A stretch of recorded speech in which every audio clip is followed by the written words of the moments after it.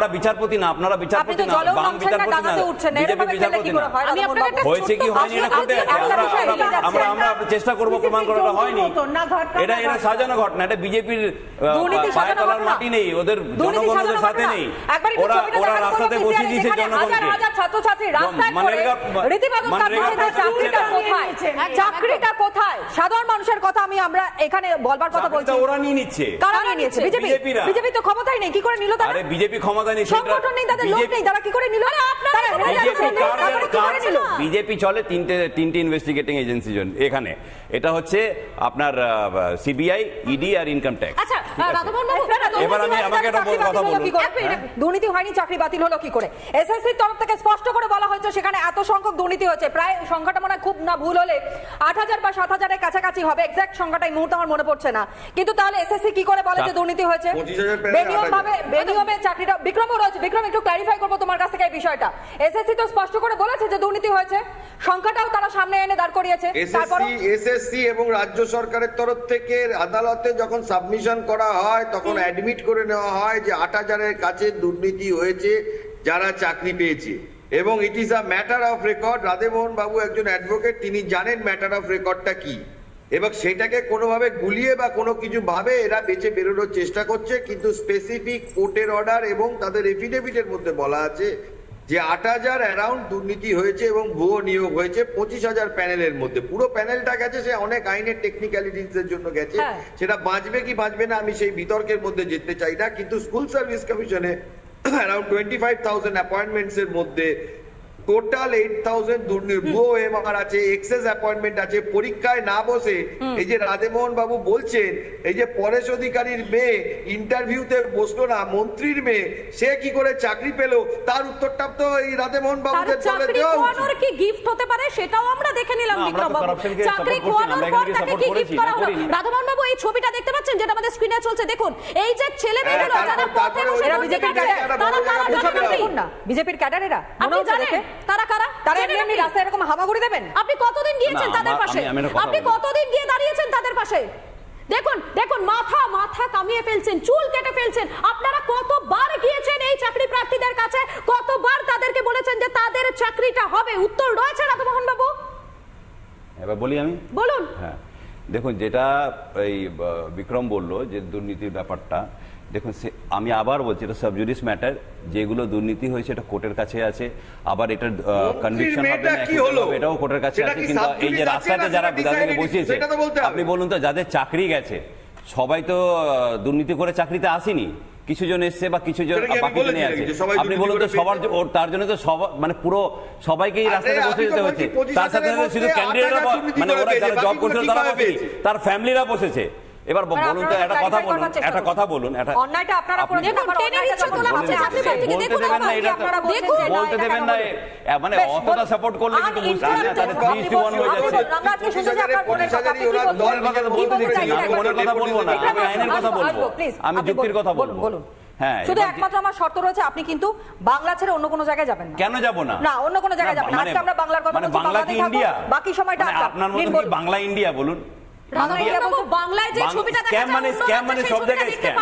আমরা যখন বলছি, যখন স্ক্যামকে আমরা সাপোর্ট করি না, আমি এটাও শুনতে চাইছি বামও বলবে আমরা স্ক্যামকে সাপোর্ট করি না, বিজেপি বলবে আমাদের দল ওনাদের দল যদি স্ক্যাম হয় ওনারা সাপোর্ট করবেন না। আমি একবার যদি শুনি ব্যাপক স্ক্যাম, এটা রিক্রুটমেন্ট স্ক্যাম, বড় স্ক্যাম, মধ্যপ্রদেশে বড় স্ক্যাম, যার জন্য শিবরাজ সিং চৌহানের সিএম জুটলো না, এবার সিএম এর স্ক্যাম কেন হচ্ছেন, কেন ওনারা সাপোর্ট করছেন না? এই মানে ওনারা আগেইনস্টে বলছেন না। দেখুন দেখুন, সময় দেওয়া হবে, আপনি কি অন্যান্য রাজ্যে ঘুরে বেড়াবেন? একটা মিনিট, আপনাকে যতক্ষণ সময় দেবো আপনি অন্যান্য রাজ্যে ঘুরবেন? বলুন না। এটা হচ্ছে আপনি, আমি এটা তাহলে আমরা বাংলায় দাঁড়িয়ে যখন কথা বলছি পুরো নিয়ে কথা বলছি, আপনি টপিক ঘুরিয়ে দিচ্ছেন। অজিত পাওয়ার এর আগে এসে কেন ক্লোজার রিপোর্ট দিয়ে দিলেন সিবিআই? বলুন। আরে রাধামোহন বাবু, স্ক্যাম হয়েছে মানলাম, আপনি তাহলে মামলা করছেন না কেন? প্লিজ আপনি বেতন নিয়ে মামলাটা করুন, আবার অ্যাপ্লিকেশন করুন। আমি আবারও বলছি, বিক্রম অন্তত ফ্যাক্টস গুলো বলছে। রাধামোহন তো নয় ফ্যাক্ট জানে না, আর মনের কথা বলছে দিদি, তাই জন্য এখন তো বাবা মার আপনি যখন বলেছিলেন তখন কিন্তু শতরূপাতে বলেননি, আপনি যখন বলছিলেন তখন শতরূপাতে বলেননি। ভ্রমণে বেরোবে না না, আপনাকে একটু চুপ থাকতে হবে, বলুন শতরূপাতে প্লিজ। এক সেকেন্ড, অনেকগুলো কথা রাধামোহন এই দেশ ভ্রমণের মধ্যে বললো ঠিকই। এক হচ্ছে শুভেন্দুদাকে নিয়ে, আমি শুভেন্দুদার ফলোয়ার কিনা আপনি কিছু বলবেন না, শুভেন্দুদা ভালো করে জানেন, আমার রাধামোহনের মাধ্যমে শুভেন্দুদাকে বার্তা দেওয়ার কোনো প্রয়োজন নেই। বাকি হচ্ছে যদি সাবজুডিস ব্যাপারটাই যদি হয়, ও যেটা বারবার বলছে একটা টুকে কথা 14 বার বলে যাচ্ছে, সবটাই বিচারাধীন বিষয়, তাহলে ও কি করে জানছে বাকি কথাগুলো যে কে চুরি করেছে কে চুরি করেনি? আর বাকি রইলো যেটা এতদিন ধরে যে স্ক্যামটা চলছে, এখন ওদের যে নতুন স্টেটমেন্ট, এটা আমি শুনে একটু অবাকই হয়ে গেলাম। মুখ্যমন্ত্রী মিথ্যা কথা বলেছিল যে আমরা নাকি চুরি করেছি চাকরিগুলো, কত 40,000 চাকরি নাকি আমরা খেয়ে নিয়েছি। আমরা যদি পশ্চিমবঙ্গে আমাদের অস্তিত্বই না থাকে তো আমরা চাকরি দিলামই বা কবে, খেলামই বা কবে? একটু যখন বলবে, আমি মানলাম যে লটা, আরে আবার আমার সময় কথা বলে, আবার আমার সময় কথা, আপনাকে সময় দিয়েছিলাম, আপনি রাজ্য ছেড়ে বাইরে চলে গিয়েছেন। আমি তো জিজ্ঞেস করছি, আমি তো তোমাকে, আরে নিজের সম্পত্তি মানরেগার সঙ্গে পুরো নিয়োগ দুর্নীতি যদি না শোনে, আমি বাংলাকে কিভাবে শেষ করার চেষ্টা করছে জানতে চাইছি।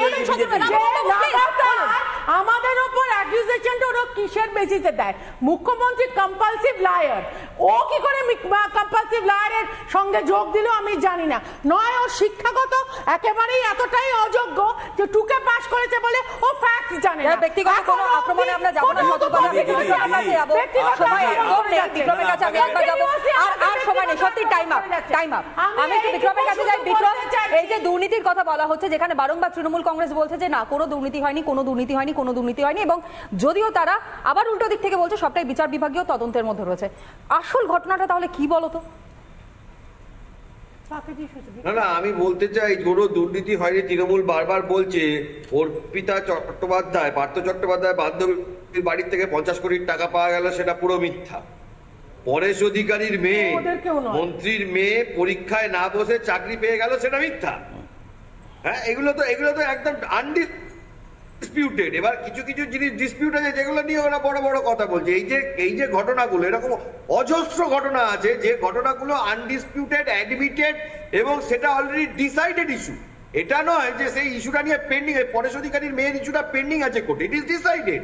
ও 18 লাখ টাকা ফেরত দিয়ে দিয়েছে কোর্টের কাছে, ও মেনে নিয়েছে যে আমি চুরি করেছি এবং আমার চাকরিটা গেছে, এবং তাকে এখন তৃণমূলের কোন সংগঠনের বড় মাথায় বসিয়ে দেওয়া হয়েছে। এটা ফ্যাক্ট, এটা ঘটনা। নর্থ বেঙ্গলে খবর নিয়ে দেখুন, এরকম অজস্র, অন্তত